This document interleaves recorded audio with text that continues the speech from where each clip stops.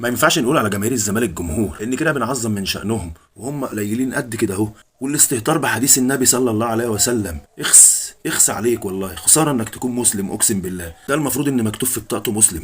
بصوا كاتب ايه: من شمت في إصابة الإمام الأعظم إمام ابن عاشور فلن يقبل صيامه ولا صلاته ولن يطئ الجنة. وكاتب في الآخر زي ما حضراتكم شايفين كده، بيقول عن فضيلة الشيخ أحمد شوبير قبح الله وجهه. يا أخي قبح الله وجهك أنت علشان ترد بس على شوبير وتضحك اللي حواليك، تتمايع بكلام المفروض يعني ان هو شبه حديث. يا راجل يا مسلم، المفروض يعني ان انت بتتريق بكلام على انه شبه حديث. يعني في حد كده، في حد عاقل كده، في بني ادم مخه يوصل ان هو يتريق على كلام حد ويدخل زي نص حديث في الكلام؟ يخرب بيت عقولكم، انا ما شفتش عقول كده في حياتي. انت يا ابني والله بجد يا ابني، اقسم بالله خارج الكرة وخارج اي حاجه، انت عليك التوبه، لازم تتوب اقسم بالله من اللي انت عامله ده.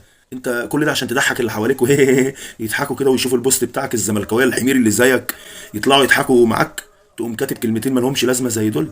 مش عارف اقول لكم ايه والله يا ابني. فعلا فعلا انتوا ما ينفعش يتقال عليكم جماهير، والله والله انتوا جماهير، لان كده بنظلم كلمه جماهير. انتوا اقل من ان انتوا تبقوا شويه حمير في زريبه، اقسم بالله.